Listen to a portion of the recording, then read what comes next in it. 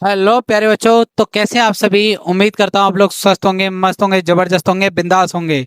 और अभी तक आप अपनी पढ़ाई को बहुत अच्छे से कंटिन्यू कर चुके होंगे। यदि नहीं किए तो अब मेरे साथ में जुड़ जाइए और साथ में तैयारी कीजिए।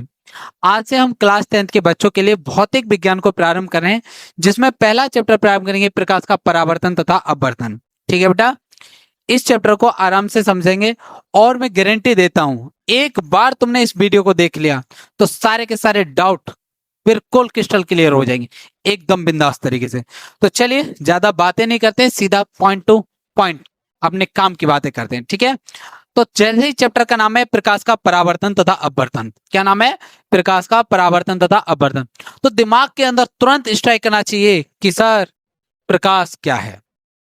तुरंत की तुरंत स्ट्राइक करना चाहिए कि ये प्रकाश क्या होता है। सबसे पहले हमें प्रकाश को ही समझना पड़ेगा कि प्रकाश होता क्या है, तब तो हम चैप्टर को समझेंगे। जब तक हमें यही ना समझ में आए कि प्रकाश होता क्या है, चैप्टर को हम नहीं समझ सकते। तो चलिए सबसे पहले डिस्क्राइब करते हैं कि प्रकाश क्या होता है। ठीक है जी, पहले प्रकाश को पढ़ेंगे। प्रकाश क्या है? प्रकाश,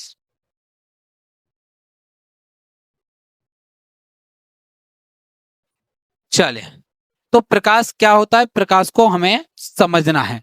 तो प्रकाश एक प्रकार की ऊर्जा होती है बेटा। क्या होती है? ऊर्जा।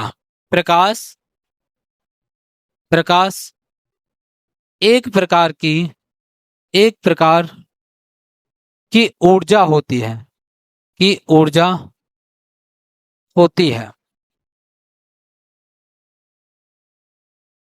ठीक है जी, प्रकाश क्या है? एक प्रकार की ऊर्जा है। गुरुजी कैसी ऊर्जा है? ये एक ऐसी ऊर्जा है जो हमारी आंखों को एक्टिवेट कर देती है। क्या कर देती है? आंखों को एक्टिवेट कर दिया अर्थात चालू कर देती है। प्रकाश एक प्रकार की ऊर्जा है जो हमारी, जो हमारी आंखों को, आंखों को संवेदित कर, संवेदित, संवेदित मतलब एक्टिवेट, एक्टिवेट मतलब चालू, संवेदित कर वस्तुओं को देखने में मदद करती है। संवेदित कर वस्तुओं को देखने में मदद करती है, देखने में मदद करती है, करती है। ठीक है बेटा, क्या बात बोली? प्रकाश एक प्रकार की ऊर्जा होती है जो हमारी आंखों को संवेदित कर वस्तुओं को देखने में मदद करती है। ठीक है, अब सवाल बनता है कि सर प्रकाश कैसे मदद करता है वस्तु को देखने में? तो समझिए भाई, देखिए आप लोगों को अभी तक दिमाग में ये कंसेप्ट होगा हम आंखों से देखते हैं। बेटा एक बात जान लीजिए, हम आंखों से नहीं देखते, आंख तो एक माध्यम है। हमारा जो देखने का काम करता है, अभी तक आपने कंसेप्ट को सुधार लीजिए। कोई भी चीज आप इस दुनिया में देख पा रहे हो वो दिमाग के द्वारा देखते हैं। किसके द्वारा देखते हैं? दिमाग के द्वारा। याद रहे, किसके द्वारा? दिमाग, आंखों के द्वारा नहीं। आंख तो केवल एक माध्यम है, देखता कौन है? दिमाग। अब कैसे देखता है वो आगे समझेंगे। ठीक है, फिलहाल समझिए, फिलहाल समझिए कि प्रकाश कैसे मदद करता है। फिलहाल इस बात को समझिए। जिस समय मैं नेत्र पढ़ाऊंगा उस समय बताऊंगा कि हमारा दिमाग वस्तु को कैसे देखता है, आंखें नहीं देखती हैं, बस इतना याद रखना। ठीक है जी, चले। तो कोई भी वस्तु हमें दिखाई कैसे देती है, आज इस पॉइंट को पहले समझते हैं। तो समझिए बेटा, जैसे सपोज मान लीजिए ये एक वस्तु है। ये क्या है? एक वस्तु है। ठीक है, इस वस्तु के ऊपर सबसे पहले प्रकाश आता है। सबसे पहले क्या होगा? इस वस्तु के ऊपर प्रकाश आएगा।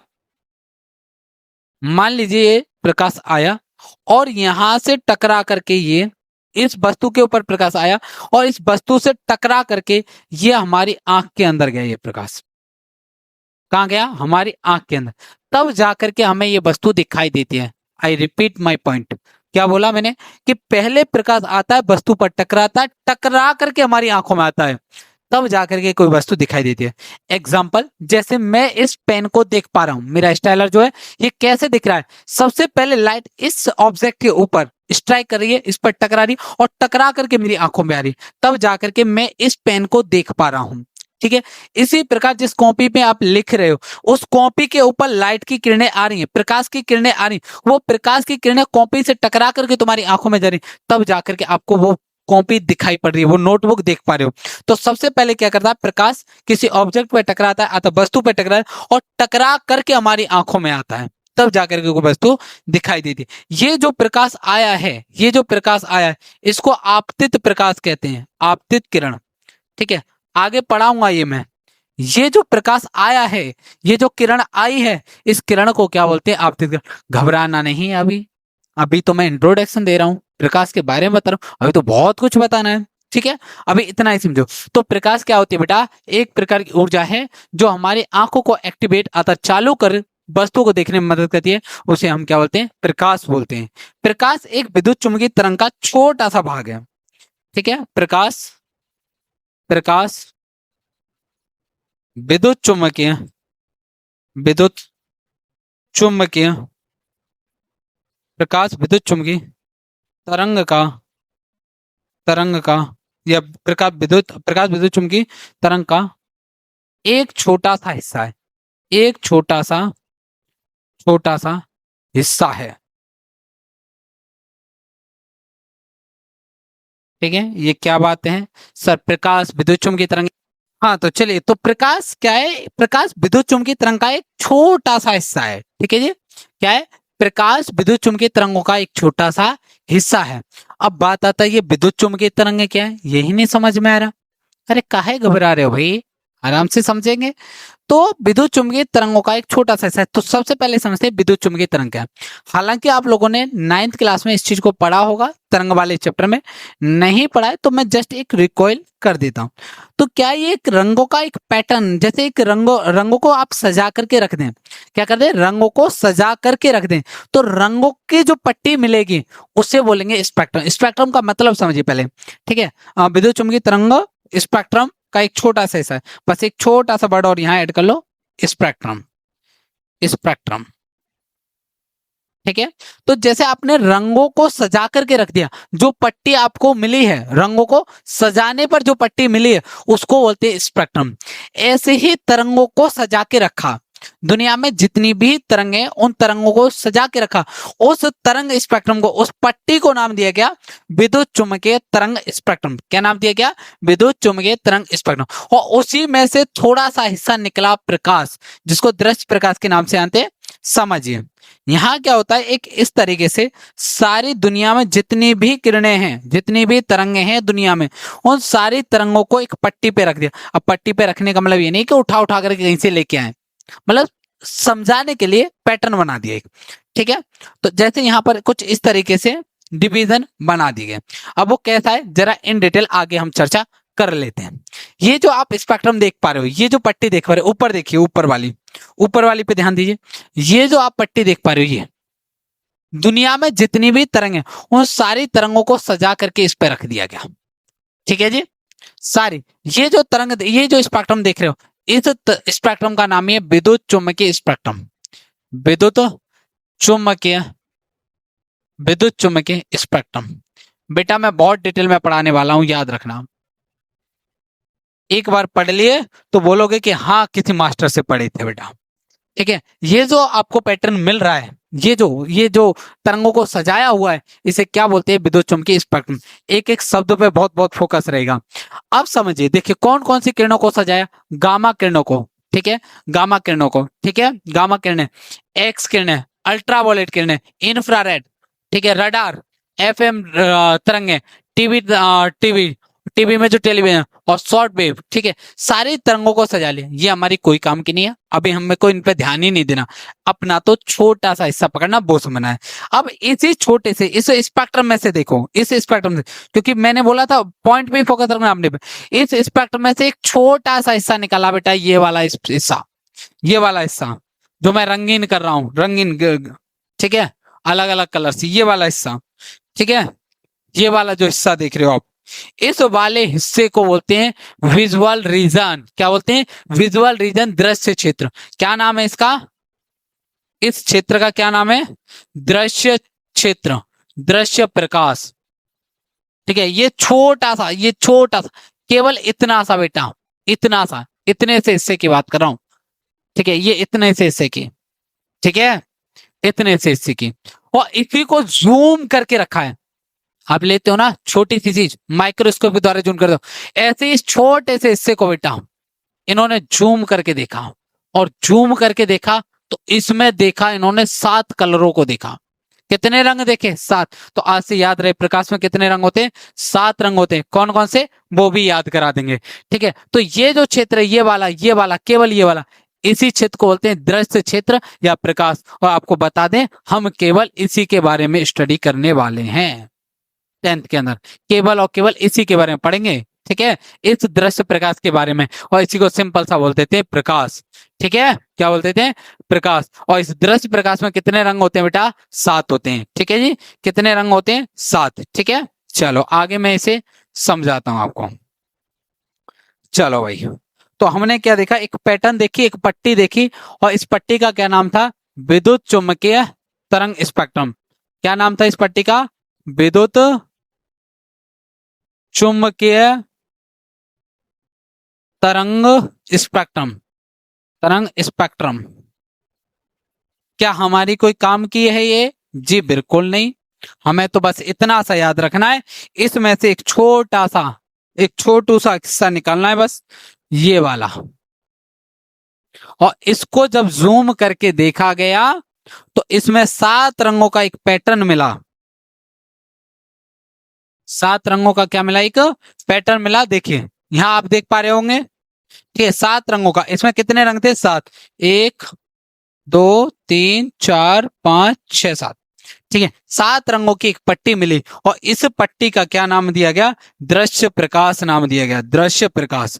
अब गुरुजी इतनी बात तो समझ में आ गई, तो अब ये 7 रंग कौन कौन से, जरा ये भी बता दो। बिल्कुल बताएंगे भाई, BIVG/OR। इस वर्ड को याद रखना। क्या है वर्ड? बिबग्योर। क्या है वर्ड? बिबग्योर। गुरुजी इसका क्या मतलब है? चलो भैया समझो। बी का मतलब होगा वॉयलेट। ठीक है जी, वॉयलेट। कलर बता रहा हूं रटने के लिए, कैसे याद रखो। I for indigo, B for blue, G for green, Y for yellow, O for orange, और आर फॉर रेड। ठीक है जी, ये 7 कलर होते हैं। कौन कौन से हैं? वॉयलेट, इंडिगो, बैगनी, जामुनी, बैगनी, जामुनी, हिंदी में भी लिख देता हूं, ब्लू, नीला, ग्रीन, हरा, येलो, पीला, ऑरेंज, नारंगी, और रेड, लाल। ठीक है बेटा, तो ये हैं वो 7 कलर जो हमें दृश्य प्रकाश में देखने को मिलते हैं। इसका मतलब सर सूरज से जो प्रकाश आ रहा है उसमें 7 रंग? हाँ बेटा 7 रंग हैं। सर आपको कैसे पता? कैसे आपकी बात मान ले? अभी मानोगे, रुक जाओ। आप लोगों ने आसमान में इंद्रधनुष तो देखा है? हाँ देखा है, देखा है। तो क्या वहां पे कोई पेंटिंग करने आता है? कोई नहीं आता है। वो जो आप 7 कलर देख रहे हो, वो जो सूर्य का प्रकाश है वो 7 रंगों में बट जाता है। अब कैसे बटेगा? इसी चैनल पर मैं वीडियो अपलोड करूंगा, बिल्कुल लाइव आपको दिखाऊंगा कि इंद्रधनुष कैसे बनाया जाता है। ठीक है, बिल्कुल लाइव। चलिए, तो देखिए कौन कौन से 7 रंग थे? बैगनी, जामुनी, नीला, हरा, पीला, नारंगी, लाल। ठीक है, ये वो 7 रंग थे किसके अंदर? दृश्य प्रकाश के अंदर। तो एक बात हमारे दिमाग में क्या बैठी? प्रकाश विद्युत चुम्बकीय स्पेक्ट्रम का एक छोटा सा हिस्सा है, उस हिस्से को दृश्य प्रकाश बोलते हैं। उस दृश्य प्रकाश में 7 रंग होते हैं जी। कितने रंग होते हैं जी? 7 रंग होते हैं। ठीक है जी, चलिए आगे समझिए, एक बार रिकॉल कर लें क्या क्या बातें हमने पढ़ी हैं। देखिए, सबसे पहले मैंने आपको प्रकाश बताया। प्रकाश एक ऊर्जा है जो हमारी आंखों को एक्टिवेट कर देखने में मदद करती है। अब कोई वस्तु कैसे दिखती है? सबसे पहले प्रकाश आता है, वस्तु पर टकराता है, टकरा के हमारी आंखों में पहुंचता है। फिर हमने बताया कि प्रकाश एक विद्युत चुम्बकीय तरंग का एक छोटा सा हिस्सा होता है, और उस छोटे से हिस्से को क्या नाम दिया बेटा? दृश्य प्रकाश के नाम से जाना गया, जिसको मैंने आपको इमेज के द्वारा यहाँ समझा दिया। ठीक है, चलिए आगे और समझिए। इनकी वेवलेंथ फ्रीक्वेंसी की बातें बाद में करेंगे, ठीक है। अच्छा, फिर इस दृश्य प्रकाश के अंदर कितने रंग होते हैं जी? 7 रंग होते हैं। कौन कौन से? आपके सामने बोर्ड पे लिखे हुए हैं, ठीक है। अब जरा यहां से आगे जरा, इतना तो पढ़ लिया, इतना समझ लिया, अब जरा प्रकाश के गुणों के बारे में भी समझ लेते हैं, ठीक है। प्रकाश कैसे कैसे गुण दर्शाता है, यानी प्रकाश के गुण। हेडिंग लगा लेंगे, प्रकाश के गुण, प्रॉपर्टी ऑफ लाइट, प्रकाश के गुण। अब प्रकाश के कौन कौन से गुण हैं वो समझेंगे एक एक करके, ठीक है भैया। देखो भाई, पहली बात सुन लीजिए, प्रकाश सीधी सीधी रेखा में चलता है। कैसे चलता है? प्रकाश सीधा सीधा चलता है, ऐसा नहीं कभी इधर गया कभी उधर गया, बस सीधा स्ट्रेट पाथ, ठीक है। तो पहला पॉइंट क्या हो जाएगा? प्रकाश सीधी रेखा में गमन करता है।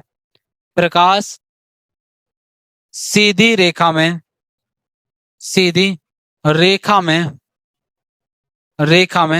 गमन करता है, करता है। एक पॉइंट और लिख लो, तब मैं और एक्सप्लेन करूंगा इस बात को और अच्छे से, ठीक है।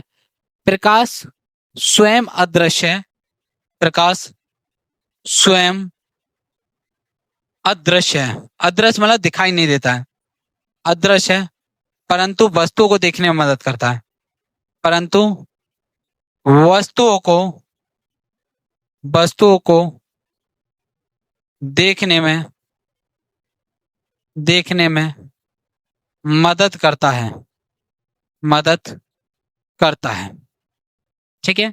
क्या आपको प्रकाश दिखता है? बिल्कुल नहीं दिखता है, लेकिन उसके द्वारा वस्तुएं जरूर दिखाई देती हैं, ठीक है जी। क्या होता है? वस्तुएं जरूर दिखाई देती हैं। तो सर अब जरा पहले पॉइंट पे आते हैं, प्रकाश सीधी रेखा में गमन करता है, इसका मतलब क्या है? प्रकाश सीधा सीधा चल रहा है। अब सवाल आता है कि सर एक बात बताइए, प्रकाश स्वयं तो दिखता नहीं है, आपको कैसे पता चला कि प्रकाश सीधी रेखा में चलता है? पॉइंट है बेटा, सुनो बेटा, इस बात के बारे में कैसे पता चला, ठीक है।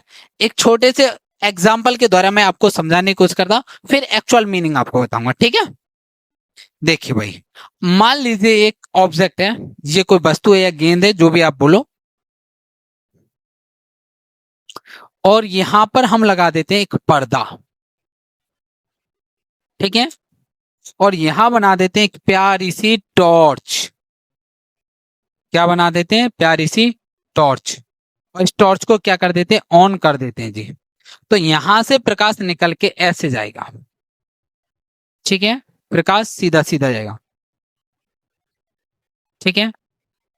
और यहां पर क्या बन जाएगा? यहां पर अंधेरा आ जाएगा, यहां क्या बन जाएगा? अंधेरा। और ये पूरे के पूरे पे क्या हो जाएगा? उजाला छा जाएगा। केवल और केवल कौन से हिस्से में अंधेरा छाएगा?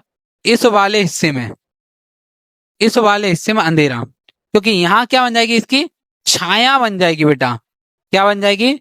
इस गेंद की छाया बन जाएगी। क्या बन जाएगी? छाया बन जाएगी। अगर बेटा प्रकाश टेढ़ा टेढ़ा चलता, ठीक है, घूम फिर के चल सकता, तो यहां पर छाया नहीं बननी चाहिए थी, यहां पर अंधेरा नहीं होना चाहिए था, यहां पर भी क्या होना चाहिए था? उजाला होना चाहिए। परंतु वास्तविकता में ऐसा नहीं होता है। तो इस फिनोमेना के द्वारा, इस प्रैक्टिकल के द्वारा हमको पता चलता है कि प्रकाश सीधी सीधी रेखा में चलता है। गुरुजी हम नहीं मान रहे। अरे बेटा अब तुम मानोगे, अब तुम मानोगे, जबरदस्ती मानोगे। कैसे मनवा लोगे? देखो अभी बताता हूं। आप लोगों ने सूर्य ग्रहण और चंद्र ग्रहण तो पढ़ा है, सूर्य ग्रहण और चंद्र ग्रहण। जब सूर्य ग्रहण चंद्र ग्रहण में, देखो मैं दिखा देता हूं, चलो भाई, अब आप गूगल पे आई जाइए, अब दिखाना ही पड़ेगा तुम्हें।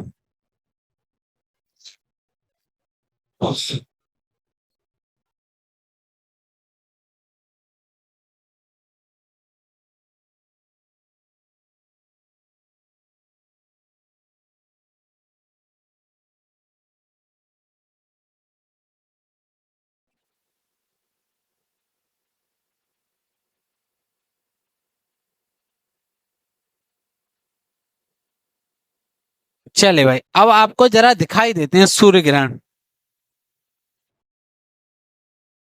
कोई अच्छा सा इमेज मिल जाए जिसके द्वारा आपको समझाना मेरे लिए आसान हो जाए, जैसे तुम मानो कि हाँ गुरुजी बात मान गए कि प्रकाश सीधी रेखा में ही गमन करता है। कोई अच्छा सा इमेज मिल जाए। इसको देखते हैं शायद, हाँ यहाँ है।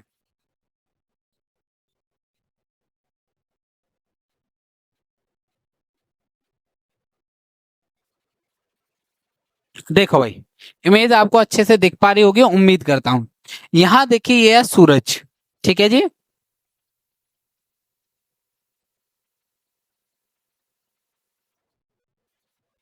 हाँ भाई, ये आपको सूर्य दिखाई दे रहा होगा, सन, ठीक है जी। और यहाँ पर आपको अपनी पृथ्वी दिखाई दे रही होगी, ठीक है। यहाँ क्या है, अपनी प्यारी सी पृथ्वी, ठीक है। अब पहले तो समझ लो सूर्य ग्रहण होता कब है, जब सूरज और पृथ्वी के बीच में बेटा, जब सूरज और पृथ्वी के बीच में चंद्रमा आ जाता है, जब सूरज और पृथ्वी के बीच में कौन आ जाए, चंद्रमा आ जाए, तो उसे बोलते हैं सूर्य ग्रहण। सर सूर्य ग्रहण का मतलब क्या, अरे वो भी जान लो यार, तो जब तुम पढ़ रहे हो तो देखो भैया, सीधा सा है, इस पर कोई भी धब्बा आ जाए, धब्बा मतलब कि ये थोड़ा सा ऐसा लगे कि मतलब स्पॉट सा दिख रहा है, उसी को समझ लेना सूर्य ग्रहण। तो ये क्या कर रहा है, मतलब सूर्य के प्रकाश को ठीक से आने नहीं देता है पृथ्वी पर।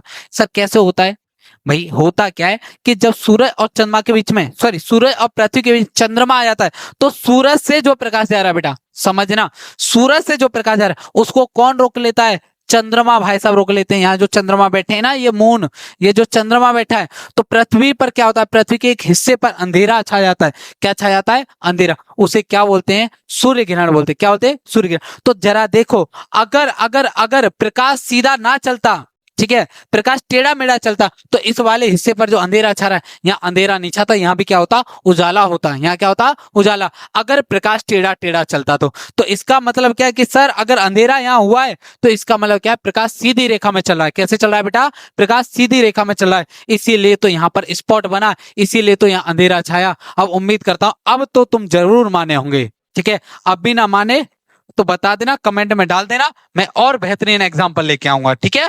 चलिए, तो क्या पॉइंट है, प्रकाश सीधी रेखा में गमन करता है। तो चलिए भाई, हाँ तो कैसा चलता है, प्रकाश सीधी रेखा में गमन करता है। उम्मीद करता हूं ये पॉइंट आपको एकदम क्रिस्टल क्लियर हो गया होगा। अब आगे समझिए भाई, मजे तो पूरे आने वाले हैं तुम्हें, ये याद रखना, ठीक है। चलिए, इतनी बात समझ आई, अब अगला पॉइंट समझो। ये आप पढ़ चुके हो, ठीक है। वापस से बस मैं कॉपी पेस्ट करूंगा और कुछ नहीं करूंगा। प्रकाश में, प्रकाश में 7 रंग होते हैं, 7 रंग होते हैं, ठीक है जी। ये बात अभी अभी आपको पढ़ा दी गई है। प्रकाश में कितने रंग होते हैं जी, 7 रंग होते हैं, 7, ठीक है। कौन कौन से हैं, कैसे याद रखोगे, गुरुजी टेक्निक आपने बता दी, बिबग्योर, क्या बता दी, बिबग्योर के द्वारा आप याद रखो। Violet, indigo, blue, green, yellow, orange और रेड, कितने रंग हो जाते हैं जी, 7 रंग होते हैं। आगे समझिए, प्रकाश देखिए भैया, जो प्रकाश है सबसे तेज, प्रकाश की एक स्पीड होती है, प्रकाश चलता है, प्रकाश की गति होती है। सर गति होती है, दौड़ता है, हाँ भाई दौड़ता है, तभी तो भाई सूरज से प्रकाश धरती पे आ जाता है। सर कितनी तेजी से दौड़ता है, तो जानो भैया, प्रकाश की चाल, प्रकाश की चाल 3 × 10⁸ मीटर पर सेकंड होती है। कितनी होती है जी, 3 × 10⁸ मीटर पर सेकंड। सर क्या आपने एक नंबर, बड़ा सा नंबर लिख दिया, कुछ समझ में नहीं रहा, अरे काहे टेंशन ले रहे हो, अभी समझेंगे। इसका सिंपल सा मतलब ऐसे समझो, या इसी बात को आप ऐसे लिख सकते हो, प्रकाश, प्रकाश की चाल, चाल 3 लाख किलोमीटर, किलोमीटर प्रति सेकंड, प्रति सेकंड होती है। बात को समझिए, अर्थात जो प्रकाश है ना, 1 सेकंड में, 1 सेकंड में 3 लाख किलोमीटर भाग जाता है। कितना भाग जाता है, 3 लाख किलोमीटर। अगर मान लो एक प्रकाश की गाड़ी बना के तुम्हें दे दी जाए, क्या कर दिया है, एक मोटर बाइक बना करके आपको, किसकी, प्रकाश की, और उसमें आपको बिठा दिया है, जैसे 1 सेकंड झपकेगा, जैसे ही 1 सेकंड होगी, आप 3 लाख किलोमीटर दूर दौड़ चुके होंगे। इतनी स्पीड होती है प्रकाश की, ठीक है। तो प्रकाश की चाल कितनी होती है, 3 लाख किलोमीटर प्रति सेकंड, अर्थात 1 सेकंड में प्रकाश 3 लाख किलोमीटर दौड़ दौड़ जाता है। ठीक है जी। चलिए, यहां तक उम्मीद करता हूं कोई दिक्कत नहीं होगी। ठीक है, और ये कहाँ होती है, ये बात याद रखना, ये जो चाल है निर्वात में होती है। कहाँ होती है जी, निर्वात। गुरुजी ये निर्वात क्या है, एक ऐसा स्थान जहां पर कुछ भी मौजूद ना हो, उस स्थान को बोलते हैं जी निर्वात। क्या बोलते हैं, निर्वात, या आप सिंपल वायु। ठीक है, आपके लिए दोनों में कोई ज्यादा डिफरेंस नहीं होगा। ठीक है, आप लोगों के दोनों में कोई ज्यादा डिफरेंस नहीं होगा। वायु में या निर्वात में, वायु में या निर्वात में प्रकाश की चाल कितनी होती है बेटा, 3 लाख किलोमीटर प्रति सेकंड, या 3 × 10⁻⁸मीटर पर सेकंड। आपको ये डाटा विशेष कर याद रखना, ये वाला। ठीक है, क्योंकि एक नंबर में इस चीज को पूछ सकता है कि प्रकाश की चाल कितनी होती है, किसमें, प्रकाश में निर्वात की चाल कितनी होती है, तो 3 लाख किलोमीटर प्रति सेकंड होती है जी। कितनी होती है, 3 लाख किलोमीटर प्रति सेकंड, या 3 × 10⁻⁸मीटर पर सेकंड। अब आगे समझिए, तो गुरुजी वायु में इतनी है, हाँ जी। अगर कोई और माध्यम हो तो उस माध्यम में बदल जाएगी। ठीक है, क्या मतलब, अरे सिंपल था। अगर मान लो कि मैं आपको हवा में दौड़ने को बोलूं तो बड़ी तेजी से भागो, और आपको उठा करके पानी में रख दूं, घबराइए मत, ऑक्सीजन सिलेंडर दे दिया जाएगा। ठीक है, पानी में उठा के रख दूं तो आपकी गति कम हो जाए। अगर फिर आपको उठा के शहद में डाल दूं तो और गति कम हो जाए। उठा करके गोल तार में डाल दूं, अरे भाई अब तो दौड़ ही ना पाओगे। चलो कैसे भी दौड़ भी लगे तो स्पीड बहुत बहुत बहुत बहुत कम हो जाएगी। तो सेम इसके साथ भी होता है, प्रकाश के साथ में, इसके साथ में भी कोई अन्याय नहीं करना है, इसके साथ में भी कोई अन्याय नहीं करना है। तो सर क्या बोल रहे हो आप, अलग अलग माध्यम में प्रकाश की चाल अलग अलग होती है। जैसे आपकी चाल वायु में अलग थी, पानी में अलग थी, शहद में अलग थी, कोलतार में अलग थी, इसी प्रकार प्रकाश की चाल वायु में कुछ और होगी, पानी में कुछ और होगी, कांच में कुछ और होगी। तो गुरुजी इसका मतलब है प्रकाश की चाल माध्यम पर निर्भर करती है, अलग अलग। तो ये पॉइंट लिख देंगे, अलग अलग माध्यम में, अलग अलग अलग अलग माध्यम में प्रकाश की चाल अलग अलग होती है, अलग अलग अलग होती है। ठीक है, अलग अलग माध्यम में क्या होता है, प्रकाश की चाल अलग अलग होती है। ठीक है, आगे समझिए, इसका क्या मतलब है। सबसे ज्यादा प्रकाश की चाल वायु में या निर्वात में होती है, ये बात अभी बता दी। सबसे अधिक प्रकाश की चाल सबसे अधिक प्रकाश की चाल निर्वात में होती है, निर्वात में होती है। कितनी होती है जी, अभी बताया, 3 × 10⁸मीटर पर सेकंड। ठीक है, अच्छा जैसे अगर बात करें, ठीक है समझना, मैं एग्जांपल के तौर पर बता दे रहा हूं। ठीक है, कांच में प्रकाश की चाल, प्रकाश की चाल 2 × 10⁸मीटर पर सेकंड होती है। ठीक है, ये डाटा आपको याद रखने की कोई जरूरत नहीं है समझाने के लिए। तो कांच में प्रकाश की चाल कितनी होती है, 2 × 10⁸मीटर पर। सर क्या मतलब है, यानी 2 लाख किलोमीटर प्रति सेकंड। अगर कांच के माध्यम में प्रकाश को दौड़ाया जाए तो कितनी स्पीड से भागेगा, 2 लाख किलोमीटर प्रति। और वायु में दौड़ा जाए तो 3 लाख किलोमीटर प्रति सेकंड की रफ्तार से भागेगा। ठीक है, उम्मीद करता हूं प्रकाश के इन गुणों को आपने अच्छे से समझा होगा। ठीक है, अब यहां से आगे थोड़ा सा और समझते हैं। ठीक है, जो प्रकाश की छोटी छोटी सी डेफिनेशन है इनको भी जान लीजिए। ठीक है, चलिए, ये तो हमारे यहां तक थे प्रकाश के गुण। अब समझिए प्रकाश की जो सरल रेखीय पथ होता है, किरण क्या है। ठीक है, छोटी छोटी डेफिनेशन है, इनको भी मैं क्लियर कर देता हूं। ठीक है, फिर यहां से आगे देखें। तो किरण क्या है, प्रकाश का जो सरल रेखीय पथ है, सीधा सीधा रास्ता है, उसको बोल देते हैं बेटा किरण। प्रकाश के सरल रेखीय पथ को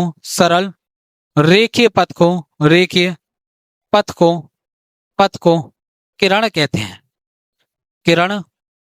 हैं, किरण किसी लड़की का नाम नहीं है। ठीक है, तो ऐसे करके जो प्रकाश का जो सरल रेखीय पथ है, इसे बेटा क्या बोलते हैं, किरण बोलते हैं। इसका क्या नाम है जी, किरण है, किरण। ठीक है, अंग्रेजी में बोलते हैं रे। प्रकाश के सरल रेखीय पथ को क्या बोलते हैं बेटा, किरण बोलते हैं। क्या बोलते हैं, किरण। अब समझो, इन किरणों को बेटा जोड़ दो, यानी मतलब इन सारी किरणों को समूह बनाओ, 1 किरण, 2 किरण, 3 किरण, ऐसे कर किरणों को इकट्ठा कर दो, तो उसे बोलते हैं पुंज। क्या बन जाता है जी, पुंज। समझो, तो किरण तो पढ़ लिया, अब किरण पुंज क्या है गुरुजी, ये भी बात क्लियर हो जाए तो अच्छा है।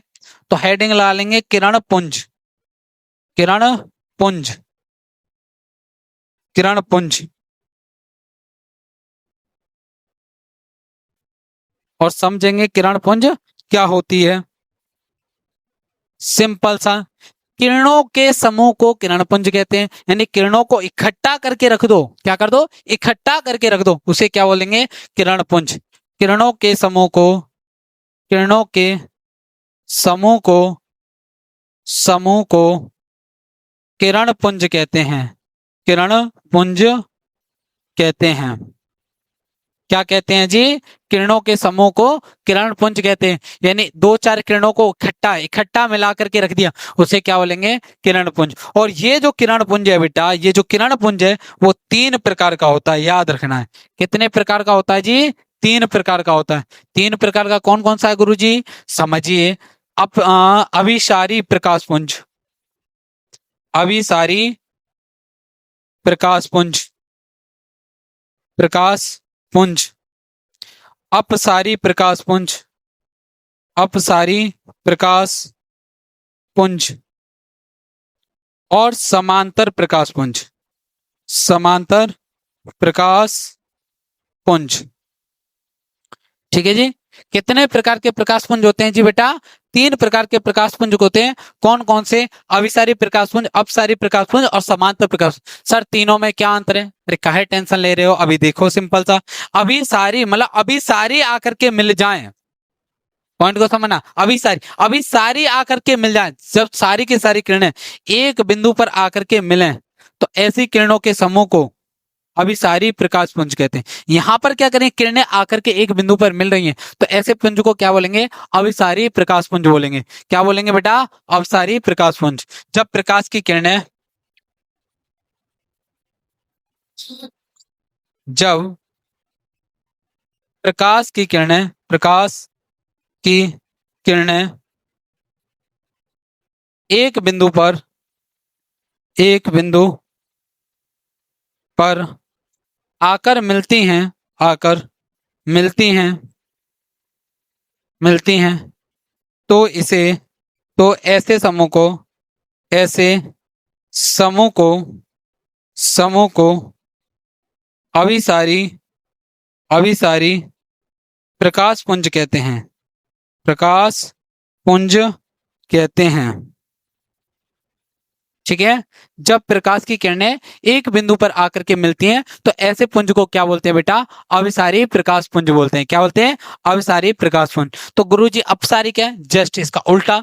जब क्या हो कि प्रकाश की किरणें एक बिंदु से जाएं, ठीक है, एक बिंदु से, देखिए यहां से जाती हुई दिख रही हैं, तो इस पुंज को बोलेंगे अपसारी प्रकाश पुंज।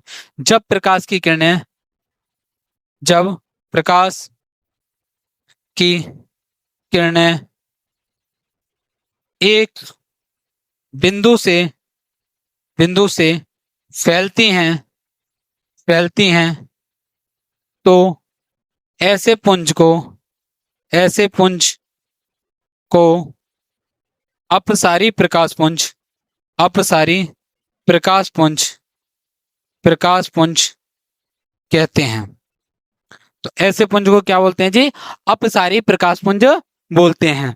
अब जरा समझिए अपसारी प्रकाश पुंज कौन सा, सॉरी समांतर कौन सा है, जिसमें प्रकाश की किरणें सीधी सीधी चलें। ठीक है। जब प्रकाश की किरणें के बीच का जो दूरी है वो क्या हो, समान हो। ठीक है। या जब प्रकाश की किरणें समांतर हो तो ऐसे पुंज को बोलते हैं समांतर प्रकाश पुंज। ठीक है। यहां लिख देते हैं, जब प्रकाश की किरणें समांतर हो, समांतर हो, तो ऐसे पुंज को, ऐसे पुंज को समांतर प्रकाश पुंज कहते हैं, समांतर प्रकाश पुंज कहते हैं। ठीक है जी। उम्मीद करता हूं तीनों की डेफिनेशन अच्छे से समझ में आ गई होगी। अब डाउट ये बन रहा होगा, गुरुजी एक बार उदाहरण के द्वारा समझा दिए, ये तीनों हमें कहां कहां देखने को मिलेगी। तो काहे नहीं, अभी दिखा देते हैं, क्यों टेंशन ले रहे हो। देखो भैया, बचपन में शायद आपने एक खेल खेला होगा, उम्मीद करता हूं। ठीक है। आप लोगों ने कभी कोई लेंस लिया हो और उस लेंस के द्वारा पेपर को जलाने का प्रयास किया हो, ठीक है, सूर्य की किरण। मान लीजिए एक छोटा सा आपने लेंस ले लिया और इसके नीचे आपने पेपर की शीट रखी या जो भी आपने रखा है, और ऊपर से प्रकाश की किरणें आ रही हैं बेटा। क्या हो रही है? प्रकाश की किरणें। और ये सारी की सारी किरणें इस लेंस के द्वारा एक ही बिंदु पर क्या हो जाती है बेटा? फोकसित हो जाती हैं। एक ही बिंदु पर क्या होती है? आकर के मिलती है। तो जरा ध्यान दोगे बेटा, ये जो ऊपर से जो किरणें आ रही हैं, ऊपर से जो किरणें आ रही हैं, ऐसा नहीं लग रहा समांतर आ रही है, तो ऐसे को बोलते हैं समांतर प्रकाश पुंज। यहां देखने को मिले समांतर प्रकाश पुंज, ठीक है। कैसा है? समांतर प्रकाश। यहां पर किरणें एक बिंदु पर इकट्ठी हो रही हैं, तो ये कौन सी है? अभिसारी प्रकाश पुंज। अभिसारी अभिसारी प्रकाश पुंज, प्रकाश पुंज। अब जरा अपसारी का कौन सा है? तो टॉर्च देखा है जो ज्यादा रोशनी फैलाती है, फैलाने वाली टॉर्च। गुरुजी एक बार समझाओ उसको भी। तो देखो भैया, ये मान लीजिए टॉर्च है और ये प्रकाश को फैलाने वाली टॉर्च है, तो यहां से किरणें इस तरीके से फैलेंगी। तो जरा बताओ, टॉर्च में से प्रकाश की किरणें निकल रही हैं और एक बिंदु से फैलती हुई लग रही हैं, तो ऐसे पुंज को क्या बोलते हैं जी? अपसारी प्रकाश पुंज। क्या बोलेंगे इसको? अपसारी अपसारी प्रकाश प्रकाश पुंज। क्या बोलेंगे जी? अपसारी प्रकाश पुंज, ठीक है। उम्मीद करता हूं ये आपको अच्छे से समझ में आ गया होगा, ठीक है। चलिए भाई, अब आगे समझ लीजिए, एक छोटा सा टॉपिक और है, उसको भी मैं क्लियर कर देता हूं। उसके बाद नेक्स्ट जो वीडियो आएगी वो रहेगा प्रकाश का परावर्तन, ठीक है। तो नेक्स्ट टॉपिक क्या है जरा समझिए। प्रकाश के आधार पर वस्तुओं का विभाजन। प्रकाश के आधार पर वस्तुओं का वस्तुओं का वस्तुओं का विभाजन, यानी ये दुनिया भर की जो वस्तुएं प्रकाश के आधार पर कितने भागों में बांट दी गई हैं। तो भैया जानो, ये प्रकाश के आधार पर वस्तुओं को दो भागों में बांटा गया। कितने भागों में बांटा गया जी? दो भागों में। गुरुजी कौन कौन से दो भाग हैं? एक है जी प्रदीप्त वस्तु, प्रदीप्त वस्तुएं, जिसको दीप्त वस्तु भी कहते हैं, दीप्त वस्तुएं। और एक है जी अदीप्त वस्तुएं, अदीप्त वस्तुएं। अब जरा दोनों के बारे में चर्चा करेंगे, ठीक है। कौन कौन सी वस्तुएं? प्रदीप्त वस्तुएं और अदीप्त वस्तुएं। प्रदीप्त वस्तु कौन सी होती है? ऐसी वस्तुएं जिनके पास स्वयं का प्रकाश हो, ठीक है। ऐसी वस्तुएं जिनके पास स्वयं का प्रकाश हो उन्हें बोलते हैं प्रदीप्त वस्तु। या छोटी सी बात बोलूं, ऐसी वस्तुएं जिनको अंधेरे में ले जाने पर स्वयं दिख जाएं, अंधेरे में ले जाने पे स्वयं दिख जाए, सारी की सारी क्या कहलाएंगी? प्रदीप्त वस्तुएं। तो प्रदीप्त वस्तुएं क्या आ जाएंगी? ऐसी वस्तुएं, ऐसी वस्तुएं जिनके पास स्वयं का प्रकाश होता है, स्वयं का प्रकाश होता है प्रदीप्त वस्तु कहलाती हैं, प्रदीप्त वस्तु कहलाती हैं, ठीक है। ऐसी वस्तु को क्या कहते हैं? प्रदीप्त वस्तु। या छोटी सी बात, मेरी डेफिनेशन लिख सकते हो, ऐसी वस्तुएं जिन्हें अंधेरे में ले जाने पर स्वयं दिखाई देती हैं, ऐसी वस्तु जिन्हें अंधेरे में ले जाने पर, अंधेरे में ले जाने पर स्वतः ही दिखाई देती हैं, देती हैं प्रदीप्त वस्तु कहलाती हैं, प्रदीप्त वस्तु कहलाती हैं, ठीक है बेटा। अब जरा उदाहरण समझिए, कौन कौन सी प्रदीप्त वस्तुएं। उदाहरण, जलती हुई मोमबत्ती, जलती हुई मोमबत्ती। याद रहे बेटा, जलती हुई, लेकिन ठीक है। जलता हुआ बल्ब या सूर्य तारे, ये क्या है बेटा? प्रदीप्त वस्तुएं। क्या है? ये सारी क्या है? प्रदीप्त वस्तुएं। जलती हुई मोमबत्ती, सूर्य तारे, ये क्या है? प्रदीप्त वस्तुएं। अब अदीप्त वस्तुएं कौन सी होती हैं वो भी समझ लो भाई। तो प्रदीप्त तो आपको क्लियर कर दिया, प्रदीप्त वस्तुएं कौन सी हैं। अब जरा देखते हैं अदीप्त वस्तुएं। ठीक है जी, अदीप्त वस्तुएं।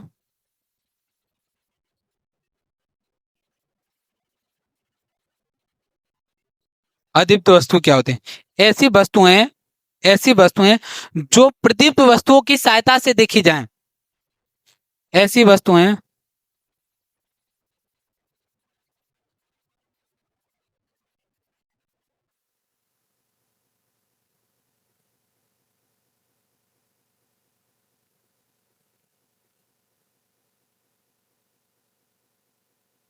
ऐसी वस्तुएं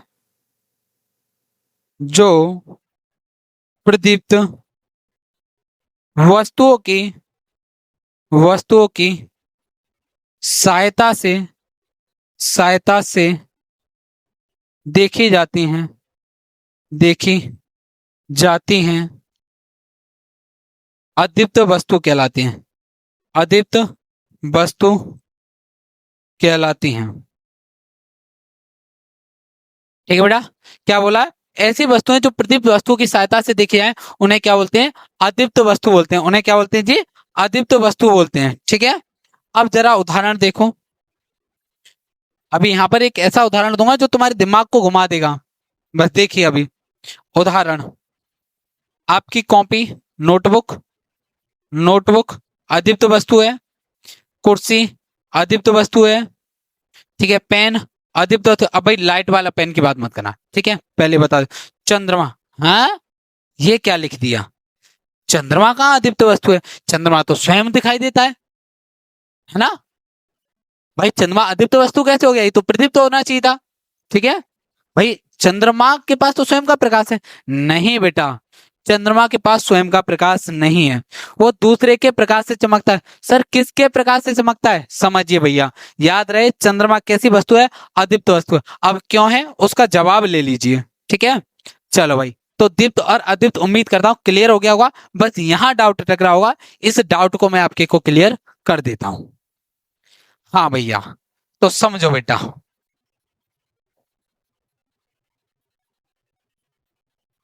ये रही हमारी प्यारी सी पृथ्वी। और पृथ्वी में कोई कलर कर लेते हैं, है ना। ये वाला कलर ले लेते हैं। ठीक है, ये हमारी पृथ्वी है। और आउटलाइन के लिए कोई कलर है? चलिए कोई बात नहीं, ये हमारी पृथ्वी है। फ्रेम का कोई कलर ले लेते हैं मोटा सा। ठीक है, हाँ, ये बेटा हमारी पृथ्वी। ये क्या हमारी पृथ्वी, धरती। ठीक है जी, पृथ्वी। अब एक प्यारा सा चंद्रमा भी बना लेते हैं। ठीक है, यहां बना लेते हैं चंद्रमा। और इसको भी कलर कर देते हैं बेचारे को, किसी ना किसी वाइट कलर। ठीक है, और इधर बना लेते हैं हम अपना सन, सूरज।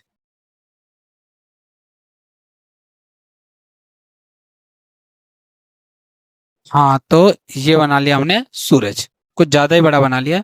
कोई बात नहीं, काम चला लेंगे। इसको भी फिल कर देते हैं, इससे कर देते हैं। ठीक है, ये है बेटा हमारा सूरज। ठीक है, सन। और ये आपको दिख रहा होगा मून, चंद्रमा। हाँ बेटा, अब सुनो होता क्या है। ठीक है, ये तो पता है हम पृथ्वी के ऊपर रह रहे हैं। कोई बालक ऐसा तो नहीं जो सोच रहा हो पृथ्वी के अंदर रह रहे हैं। पृथ्वी के ऊपर, याद रहे। तो बेटा सुनो, इस वाले हिस्से में, इस वाले हिस्से में, कौन से में? इस वाले हिस्से में देखिए, इस वाले हिस्से में क्या होगा? दिन होगा। क्या होगा जी? दिन। और इस वाले हिस्से में क्या होगा? रात होगी। इस वाले हिस्से में क्या होगा? रात होगी। ठीक है, देखो भाई, साइंस पढ़ रहे हो भाई, रुचि पैदा कर दूंगा, उस लेवल का पढ़ाऊंगा भाई। जब पढ़ रहे हो तो ऐसा पढ़ो कि कुछ ना छूटे। ठीक है, मानता हूं ये सब सिलेबस से बाहर है, लेकिन जानकारी जरूरी है। ठीक है बेटा, इधर दिन होगा, इधर गुरुजी इधर दिन क्यों? अरे बेटा, ये सूरज है, सूरज अपना प्रकाश नहीं मारेगा फेंक के, तो क्या दिखेगा? दिन। और इधर वाले हिस्से में तो भाई प्रकाश आएगा ही नहीं, अंधेरा रहेगा। तो इधर क्या रहेगा? अंधेरा, यानी कि रात रहेगी। सिंपल सा। अच्छा ठीक है गुरुजी, ये बात समझ में आ गई। अच्छा बेटा, तो इधर के हिस्सों को, इधर के लोगों को रात दिख रही है, तो आप लोग कहाँ रह रहे हो? यहाँ पर रह रहा है। किसको बसा लें यहाँ पर? चलो कोई किसका नाम ले लें इधर? चलो अपने आप तुम बना लेना, ठीक है।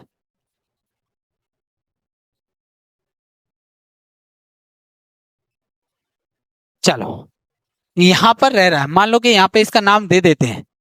क्या नाम दे दें इसको? चिंकी नाम दे देते हैं, चिंकी। ठीक है, यहाँ चिंकी रह रही है, आराम से चिंकी देख रही है।